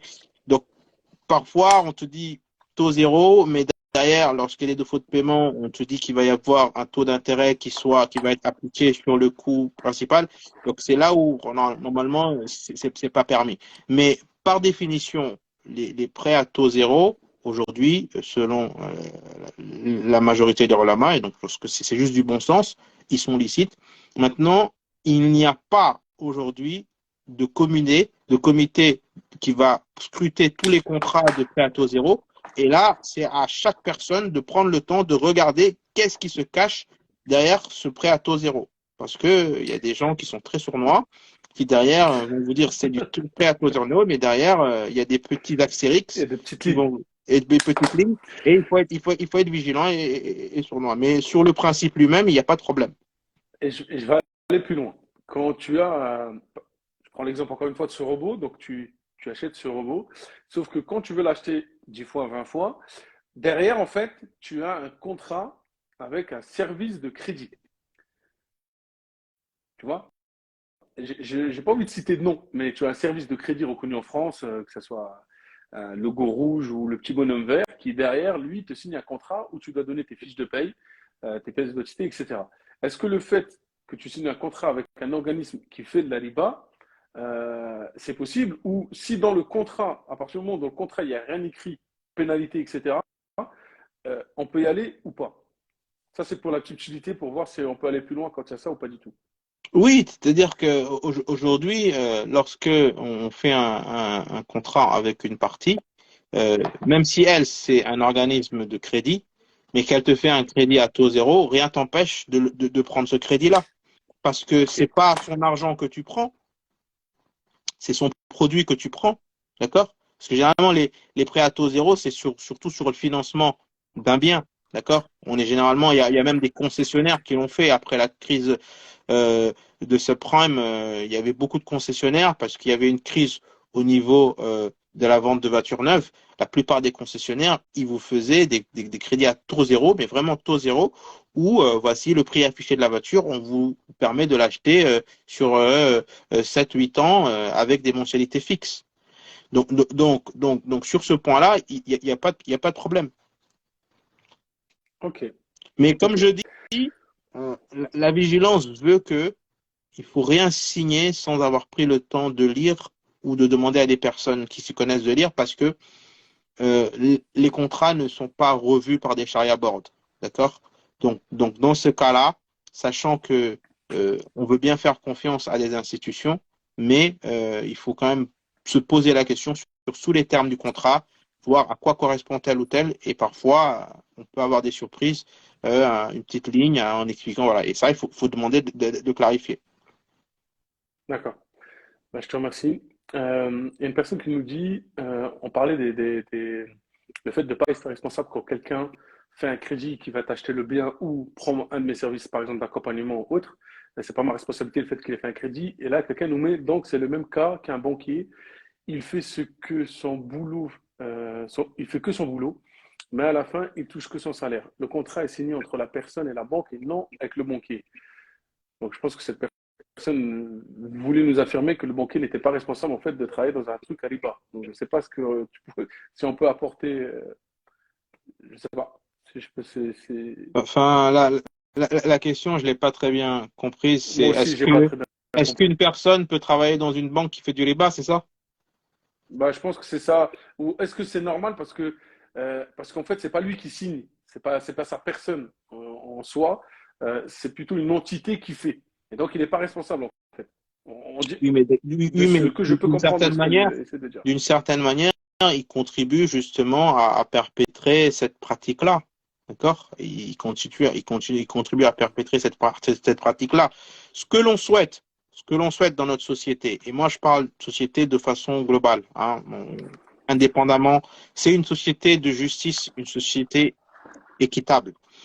Le prêt à intérêt aujourd'hui, l'intérêt, on a donné des exemples en début, et aujourd'hui quelque chose qui déstabilise la société et qui contribue à l'agrandissement du fossé entre les personnes les plus aisées et les personnes les plus pauvres. D'accord? Et de façon purement textuelle, c'est quelque chose qui n'est pas licite. Donc, on doit faire notre possible pour trouver des solutions alternatives pour inverser la tendance, aussi bien au niveau local qu'au niveau mondial. D'accord? Et c'est toute la logique d'avoir cette exigence dans nos habitudes d'investissement, dans nos habitudes d'achat, de dire non, moi je refuse de faire un prêt intérêt, je refuse de travailler avec une institution, pour une institution qui fait du prêt intérêt. Et ça, c'est comme ça que la société va changer. Si tout le monde se complaît dans le statu quo, les choses ne changeront pas.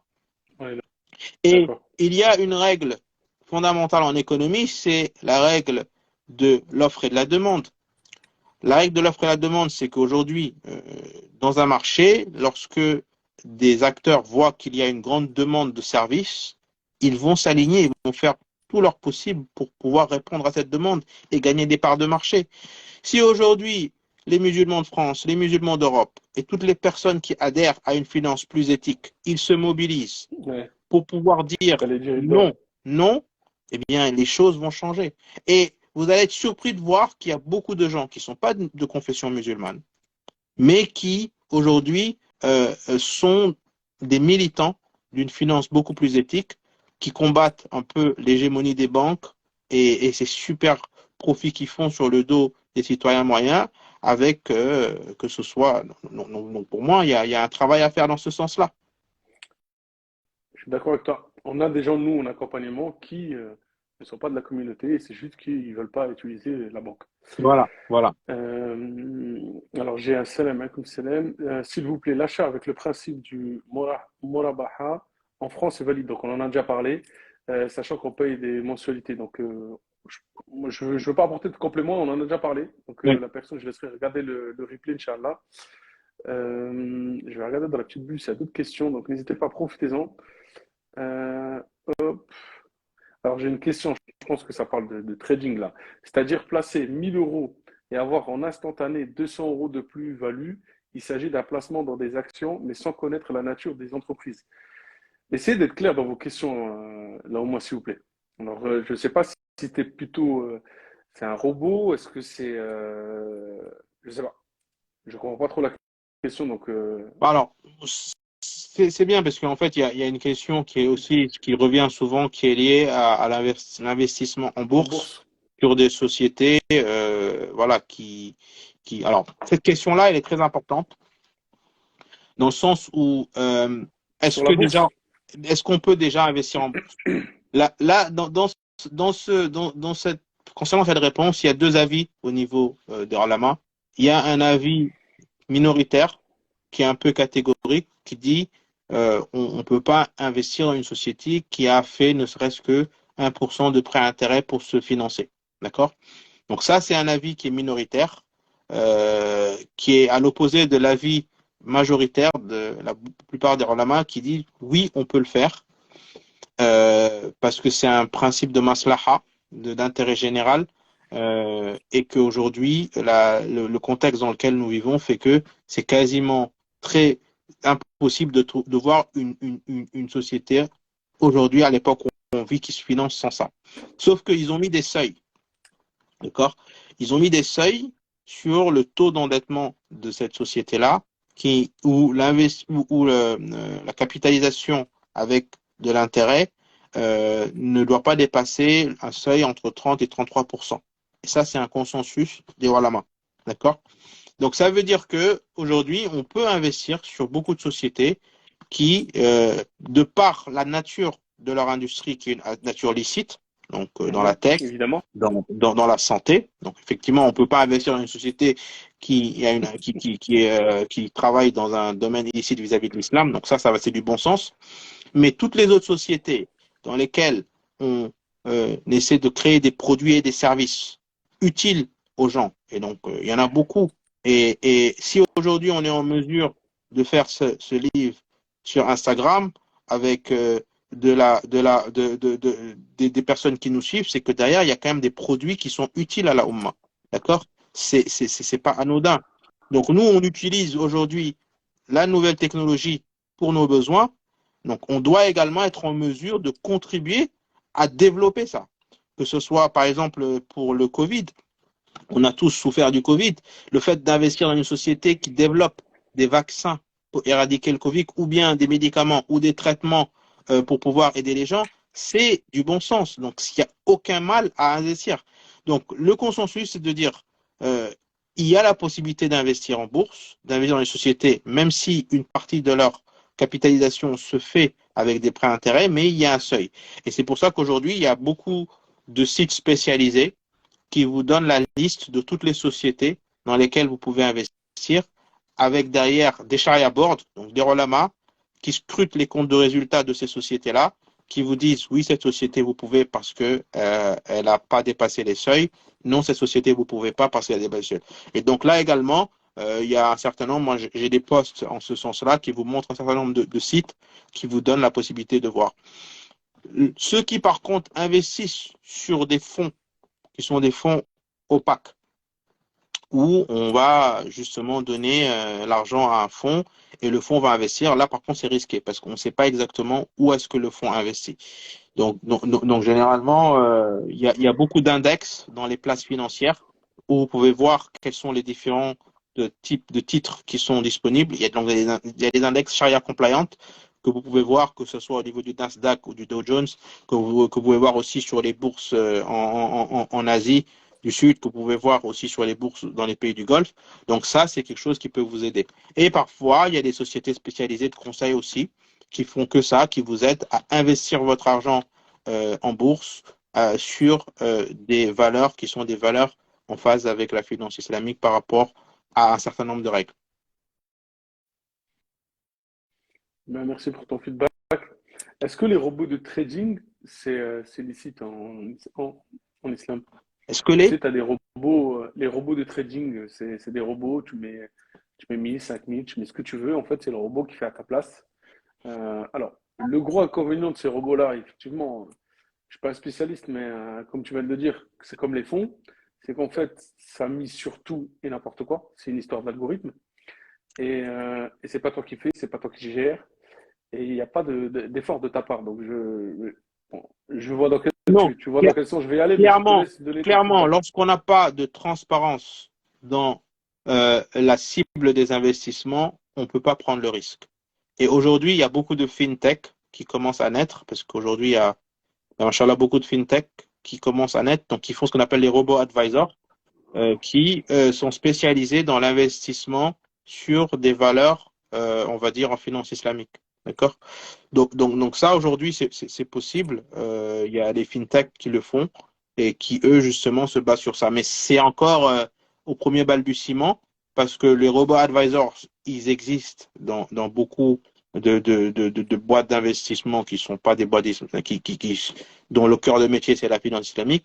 Mais aujourd'hui, il y a beaucoup de fintechs islamiques qui, justement, essaient de développer ce Cette type de produits et services. partie-là? Ouais. Ok.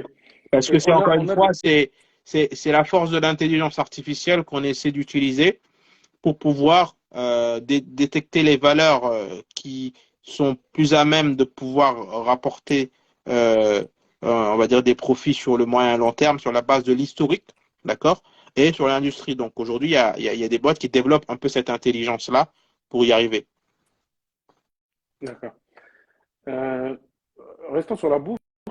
Tu entends beaucoup sur Internet les gens te dire que, alors évidemment, quand l'action est adéquate, etc., et qu'elle est licite, tu entends que tu ne peux pas faire du day trading, tu dois la garder 6 mois, un an, etc. Quel est le retour par rapport à ça? Est-ce qu'il y a vraiment une limite, comme tu as pu le dire tout à l'heure, les ulémas ont parlé d'un pourcentage d'endettement des sociétés de 30-33%. Est-ce que même également par rapport à la détention des actions que tu peux acheter, est-ce qu'il y a un minimum de durée? Est-ce qu'il y a un minimum de choses à faire ou pas? À part les choses classiques qu'on a déjà énumérées plein de fois, hein, ici, dans l'islam, la Oui, oui. drogue. Alors, c'est vrai qu'il y a un point qu'on a oublié d'évoquer tout à l'heure lorsqu'on parlait de la bourse, c'est que oui, on peut investir dans des sociétés qui, dans leur capitalisation, ont pu faire appel à du prêt-intérêt. Sauf que ce que disent les ulama aussi, c'est que derrière, en cas de réception de dividendes ou en cas de vente d'actions, il faut purifier ces actions-là en donnant en aumône, une aumône à des charités ou en tout cas des instituts qui, sans attendre vraiment une quelconque récompense, purifier, c'est-à-dire que la part d'intérêt qu'il y a pu avoir dans les revenus de cette banque, on la purifie en la sortant. Et ça, c'est en regardant le compte de résultat de la banque. D'accord? C'est le compte de résultat de la L'action. société, de Mhm. savoir quelle est la part de revenus de cette société qui est liée à de l'intérêt et il y a même aujourd'hui des sites qui vous permettent de le calculer. D'accord? Mhm. Donc, c'est ce qu'on appelle la purification lorsque vous recevez des dividendes, parce que clairement, lorsqu'on investit en bourse, on s'attend à un moment donné de recevoir des dividendes parce qu'on est actionnaire. D'accord? Lorsqu'on vend des actions et qu'on a fait une plus-value, ben forcément, dans cette plus-value-là, il va falloir également purifier cette partie-là. Ok.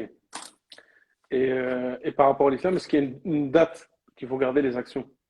Il Non, n'y a pas alors, de limite. la, Quelqu'un qui la veut date, trader à la la date, journée, quelqu'un qui la veut date, trader la 3 mois, date, 6 mois. la date, elle est liée au moment à partir duquel on découvre que la société a aujourd'hui changé de modèle de financement et qu'elle est plus, on va dire, licite, entre guillemets, si je peux me permettre.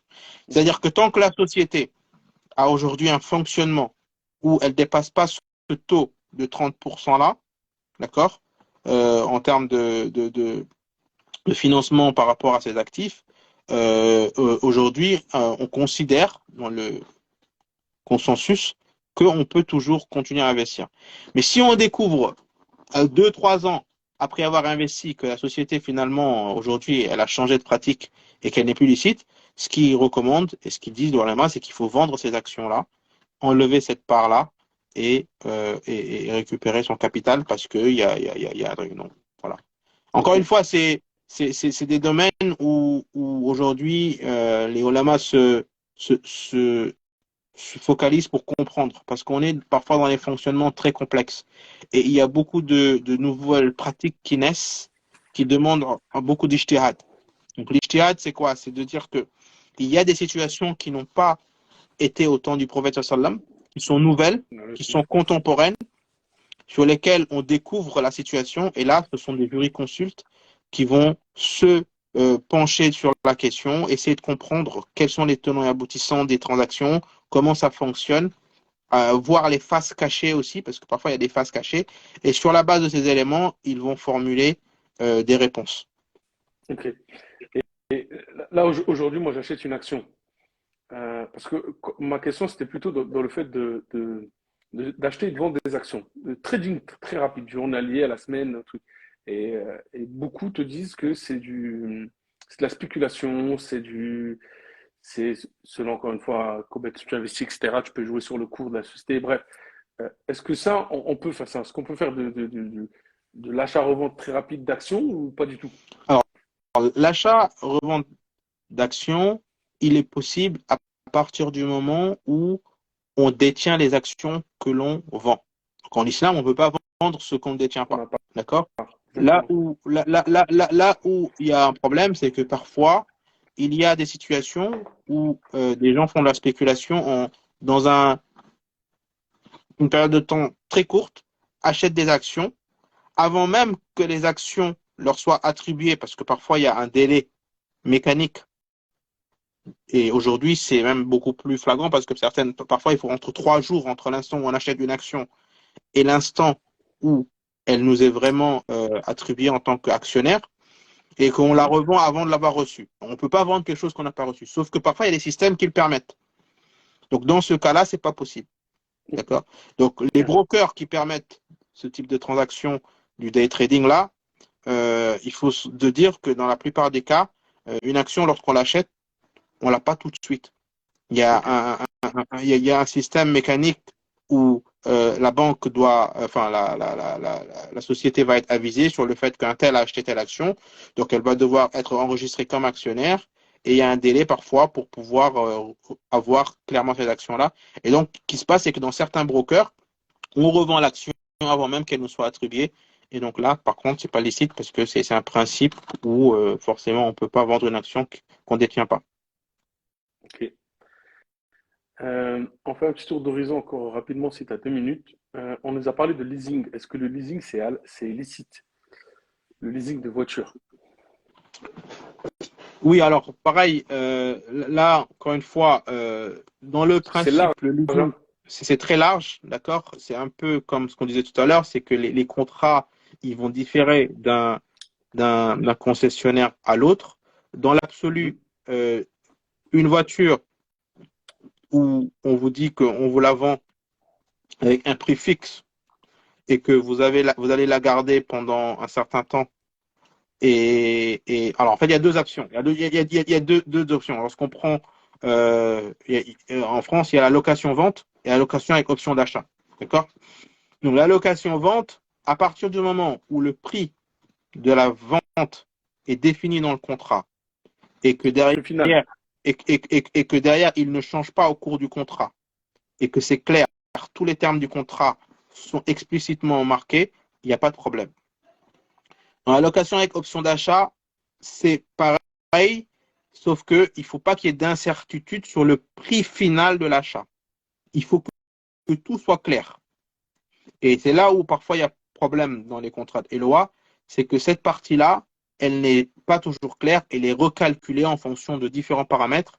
Et donc là, on a souvent des couacs où on se rend compte qu'on a acheté la voiture pendant 3 ans, on veut l'acheter, on nous dit non, ça va nous coûter quasiment beaucoup plus cher que si on l'avait acheté euh, neuve à l'époque. Le même jour. Le même jour, hein. Le même jour. Ouais. Et il y a un truc qui revient sur le leasing, c'est que le fait que ce que j'ai eu comme retour, c'était que vu que c'est pas ta voiture, c'est pas à toi normalement de faire, tu sais, de payer tout ce qui est assurance.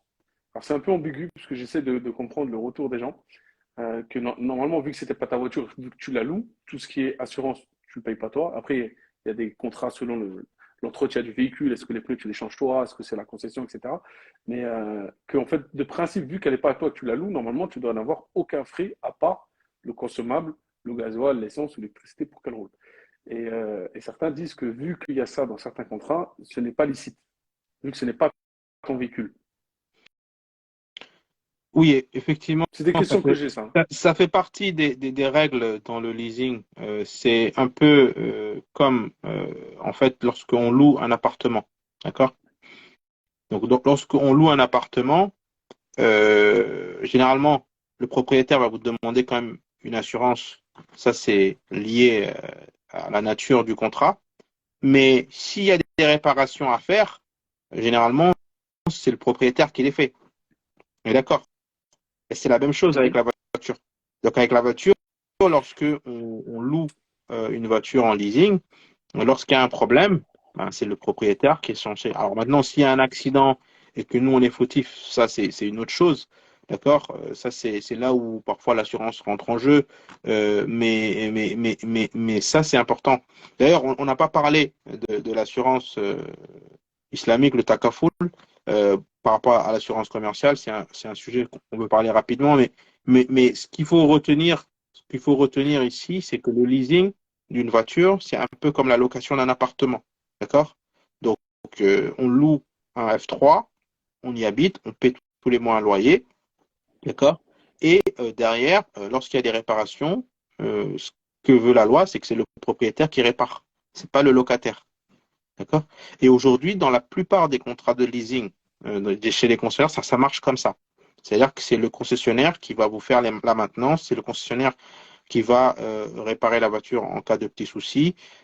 Mais encore une fois, étant donné que tous ces contrats-là ne sont pas revus par des spécialistes de la finance islamique, il faut jamais s'engager sans prendre le temps de lire le contrat, de se faire conseiller, parce que d'un concessionnaire à l'autre, les choses peuvent changer et parfois on ne peut pas être à l'abri de surprises. Donc c'est là où aujourd'hui, en termes de finance islamique en France, on a du travail à faire.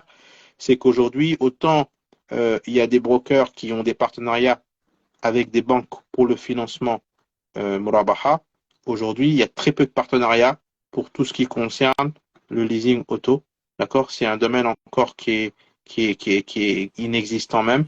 C'est peut-être la prochaine étape, mais c'est qu'aujourd'hui, on est obligé de se baser. Donc, cela ne veut pas dire que tous les contrats sont de facto non conformes, mais il faut quand même prendre le temps de Osez. creuser et puis de se faire conseiller si on a un doute, quoi. Ben, c'est parfait. C'est toujours revenir à la même chose, aller chercher les sources Oui, et se renseigner par soi-même et ne pas attendre qu'on nous donne la réponse parce que dans les petites alinéas, on peut avoir des sacrées surprises. oui, Euh, alors, si vous avez plus de questions, les amis, je pense qu'on a fait un bon live et c'est un sujet très vaste. On en a parlé oui, au téléphone. C'est très vaste. On peut en parler des semaines et des semaines. bien sûr. Merci à toi de nous avoir partagé ton expérience et les bases, d'avoir éclairci certains points, faciliter pourquoi pas là au moins à mieux comprendre et à mieux l'utiliser surtout dans la vie de tous les jours. Ne pas être dans des croyances, mais plutôt d'être dans du factuel et après d'aller chercher par rapport à soi-même et ne pas tout mélanger. Alors, j'ai une question là, et sur le fait que la banque islamique n'a pas de biens propres. C'est une question qui était en haut, mais on y a répondu. Malheureusement, je pense que ce frère est venu un peu trop tard ou cette sœur. Oui, Parce qu'en fait, Murabaha, c'est la banque achète en premier. Donc, elle est propriétaire factuellement en France. La banque est propriétaire, elle passe chez le notaire. Donc, ça, encore une fois, c'est une croyance. Alors, moi, je ne fais pas ça. Je n'utilise pas ce levier-là, etc. Et je n'accompagne pas non plus les gens qui le font. Donc, par rapport à mes croyances et mon éthique. En aucun cas, parce que c'est licite, pas licite, ça, c'est pas à moi de le dire. Ce que je partage, c'est que la banque achète réellement le bien. Donc, faut que ça soit clair. C'est pas la banque, elle fait l'intermédiaire comme une banque classique. Non, une fois que vous avez trouvé l'accord avec la banque, qu'elle a validé le bien, parce que normalement, il se déplace ou il y a une expertise quand même du bien, un minimum, parce que c'est le truc, vous dites ça vaut 300 000, mais dans la réalité, il vaut 100 000 euros, ils ne vont pas l'acheter. Parce que elle prend des risques, la banque, quand elle fait ça. Donc, une fois que tout est OK, il y a des négociations, il y a le contrat qui est signé, la banque achète le bien. Une fois qu'elle l'a acheté, vous repassez chez le notaire. Alors, les frais de notaire sont plus du tout les mêmes parce que ça a été négocié à l'époque de Christine Lagarde. Bref, je ne rentre pas dans les détails. Et donc, à ce moment-là, la banque vous revend le bien dans l'immédiat. Donc, vous redevenez propriétaire du bien. Donc, il faut juste que ça soit clair. Je ne sais pas si tu vas apporter quelque chose d'hybride. J'essaie d'être le plus simple possible. Oui, alors, on en revient toujours à ce principe de base. La vente avec profit est licite là où l'intérêt ne l'est pas. Donc, dans une transaction murabaha, c'est très simple. C'est la vente achète, elle est propriétaire, elle a les clés, d'accord? Elle a les clés. Et c'est la banque qui va vous vendre dans une seconde transaction. C'est une très bonne image, la clé. Ouais. Oui, elle a les clés. Elle a les clés. Donc, la maison lui appartient. Et entre l'instant où elle achète et qu'elle vous le revend, elle est propriétaire du bien pendant plusieurs mois jusqu'à ce que la seconde transaction soit signée. Et donc, elle prend tous les risques qui vont derrière. S'il y a un problème, s'il y a un incendie, tant pis pour elle. C'est elle S'il y qui a un prend les risques. décès, Voilà, si la personne décède, si... Donc, le risque est partagé. Donc ça, aujourd'hui, sur cette transaction, il n'y a aucun doute que c'est illicite dans l'islam, il n'y a aucune ambiguïté. D'accord? Il y a vraiment une double transaction. C'est régi par les instructions au niveau du notaire euh, euh, dossier de vente. Tout est clair. Et aujourd'hui, il y a des notaires spécialisés qui le font en France. Donc il n'y a pas de problème à ce niveau-là. Alhamdulillah. Je vais te poser normalement une dernière question, parce que la personne m'a dit on ne lui a pas répondu, donc je vais te remonter pour la retrouver. C'est Marwan. Dans la bourse, tu peux prendre une position long short. Alors, j'essaie vraiment de rester très simple et donner des notions très simples pour éviter de perdre une grosse partie d'entre vous. Donc, dans la position, dans la bourse, tu peux prendre une position long short. Donc, en gros, on peut prendre qu'une position long, entre parenthèses, achat. C'est une question. Je te laisse essayer d'éclaircir un peu. C'est, je pense Enfin, que ce qu'il veut dire, c'est est-ce qu'on peut le faire ou pas, quoi, tout simplement. Prendre des positions long short, est-ce qu'on peut le faire ou pas? alors, Mais on en a après, déjà. peut-être que je ne suis pas euh, habitué à ce type de jargon, mais qu'est-ce qu'une position long short? Peut-être que tu peux me clarifier exactement qu'est-ce qu'on entend par position long short. Alors, je suis pas non plus spécialiste en bourse, mais lui, il appelle ça une position long achat. C'est que tu laisses ta position pour acheter. Alors, je ne sais pas si c'est plutôt de la DCA, je te mens pas, je ne sais pas où ils vont venir. Et j'essaie d'être le plus simpliste pour pas Alors, noyer, ma réponse, c'est que je ne sais pas. vendre une action qu'on ne détient pas. Voilà, long short, c'est vendre une Ouais. action qu'on ne détient pas. Donc ça, par contre, c'est pas possible et c'est ce que j'ai expliqué tout à l'heure. C'est-à-dire qu'on ne peut pas vendre ce qu'on ne détient pas. C'est pas possible. C'est clair, c'est explicite. Et l'avantage découvert, ça va avec Mehdi, je pense. Et en fait, tout ça, on en a parlé parce que le process de la finance islamique fonctionne dans tous les domaines, en fait. C'est pas juste, on se dit, c'est pour l'immobilier, c'est pour la riba, c'est pour tout. Le principe de base de la finance islamique s'applique dans tout ce que vous faites dans votre vie. Donc, à Oui. partir du moment où vous n'êtes pas propriétaire du bien, ben, vous ne pouvez pas le vendre. À partir du moment où c'est un contrat avec intérêt, ben, vous ne pouvez pas le faire. À partir du moment où c'est bénéfice sur le temps, bah, vous ne pouvez pas le faire parce qu'il faut bloquer la durée. Et si vous ne connaissez pas le montant que vous achetez un bien, que vous faites, ou etc., vous ne pouvez pas le faire. Donc, ça marche pour tout. C'est pas juste là, bah, Ethic Invest, on fait l'immobilier, mais ça marche pour tout ce que vous faites. On a parlé de robots, on a parlé de voitures, là, on parle de bourse. Ça marche pour tous les domaines. On ne peut pas vendre quelque chose qu'on ne détient pas. Non, non, bah, le dropshipping, je sais pas si je pense que tu connais Djibril. Non, alors moi, j'en parle beaucoup en off. Le dropshipping classique que tu vois beaucoup sur Internet, techniquement parlant, tu n'es pas propriétaire de ce que tu vends. Tu n'as pas de stock, tu n'as rien. Donc, techniquement parlant, c'est illicite. Alors, cette question-là, encore une fois, hein, elle est très, très subtile, c'est du cas par cas, parce qu'en réalité, lorsque l'on vend, est-ce que la personne, elle vend le bien ou est-ce qu'elle vend le service? D'accord? Donc ça, Elle vend le bien. d'accord. Le dropshipping, c'est vraiment, tu vends un bien. Par exemple, une coque de téléphone, un jouet, D'accord. etc. Donc, dans ces cas-là, si le bien n'est pas quelque chose que l'on va avoir nous-mêmes dans nos stocks et qu'on revend sans que ça nous appartienne, effectivement, le principe dit que non.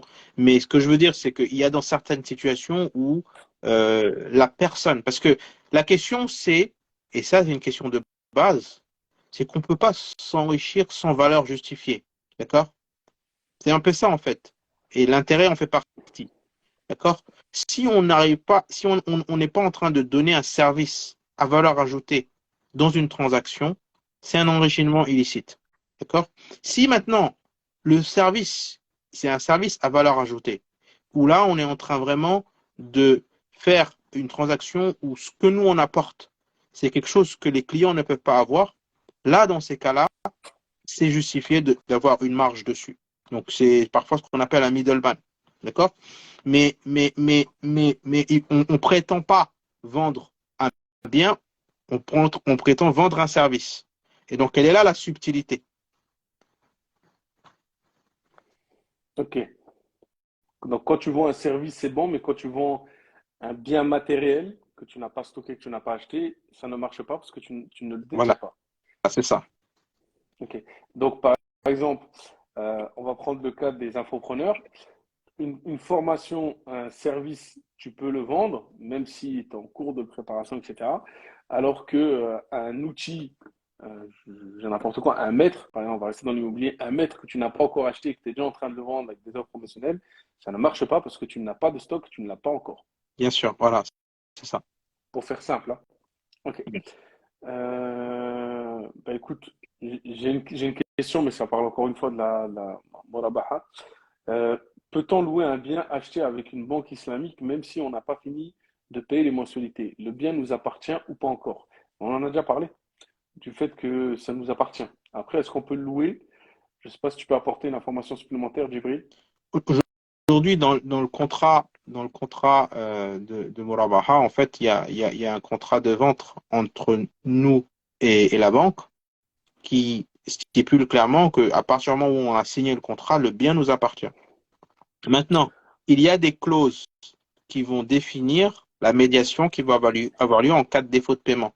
D'accord? Et elle est là, en fait, la différence dans une banque avec un contrat de Murabaha, c'est que il y a le fait que si aujourd'hui, demain, la personne perd son emploi et qu'elle n'est plus en mesure de rembourser, il va y avoir une médiation qui va être mise en place entre la banque et la personne qui peut être soit de lui accorder un délai supplémentaire pour pouvoir reprendre les remboursements sans qu'il y ait d'intérêt ou de coûts Pénalité. additionnels ou de pénalités, soit la personne reconnaît qu'elle est devenue insolvable et qu'elle ne pourra pas rembourser en l'état, et donc il va y avoir une médiation pour qu'elle puisse quitter la maison, la vendre et pouvoir restituer à la banque ce qui était prévu dans le contrat initial, et ce Ce qui est dit montant-là, il doit dedans. être le même. D'accord? Alors que dans un prêt conventionnel, ben, vous savez, hein, dès que vous manquez un mois où vous ne pouvez pas payer, il y a des agios qui se... Qui vous mettent encore plus la tête dans l'eau. Voilà, c'est ça. Ok. Mais ça revient à, donc normalement, vu que je suis propriétaire, je peux l'exploiter comme je veux. Oui, Le principal, c'est que je paye mes traites et que c'est dans le contrat que, en cas de pénalité, en cas de non-paiement, il y a des conditions spécifiques. Donc, on a l'usufruit et la nue propriété du bien. Hop, hop, hop, hop, hop. Ben, les amis, oui, la formation, oui, on vient d'en parler, les ventes de formation en ligne, oui, c'est permis. Bah, Djibril, je souhaite encore une fois te remercier. Pourquoi pas, si tu es disponible, Inch'Allah, faire un autre live sur des thématiques soit plus poussées, soit complémentaires, Inch'Allah. Et oui, je bien te sûr. remercie pour ta présence, je te remercie pour ton temps. Avec plaisir. Ah, si on pourra en rediscuter, mais je te remercie de l'invitation. Je pense que c'est toujours un plaisir de partager sur ces sujets parce qu'on voit bien qu'il y a beaucoup de questions et c'est des réponses qu'on trouve pas forcément un peu partout. Donc, moi, ce que j'ai envie de dire, c'est il faut que chacun aussi prenne cette détermination de se former au niveau de cette finance-là, parce que c'est quand même important de savoir où est-ce qu'on place son argent et quelles sont les solutions pour faire fructifier son argent. Et encore une fois, l'argent, il ne doit pas dormir aussi dans l'islam. C'est important de pouvoir le faire fructifier à travers les investissements, à travers l'épargne et également savoir quelles sont les solutions sur le marché. Donc ça, c'est toujours un plaisir, Rachid. Et merci beaucoup pour m'avoir invité. Avec grand plaisir. Tu vas te dire une phrase qui est magnifique et j'espère qu'elle va être assimilée par tout le monde, le fait qu'il ne faut pas laisser dormir son argent. Ok, bah écoute, je reviendrai vers toi, Inch'Allah, pour un live entre nous. Je te remercie encore. Évidemment, je l'ai dit dès le début, tu m'as spolié par rapport à ton livre. Magnifique livre. Donc, je vous laisse. Il explique tout le principe de la finance islamique. Je ne reviens pas dessus. Je vous laisserai le regarder. Il s'appelle Finance islamique. Ne cherchez pas un titre spécial, etc. Djibril Endoy. Boba. C'est sur Amazon. Il y est. C'est très simple. Et sinon, le compte du frère Instagram, il explique très bien tous les processus ou les fonctionnements de la finance islamique, ce qui peut aller autour. Voilà, je vous remercie. Djibril, encore une fois, shukran. Je te souhaite une bonne soirée et je te dis assalamu alaikum. Alaykoum salam. Merci beaucoup, Rachid. Salam alaikum. Avec plaisir.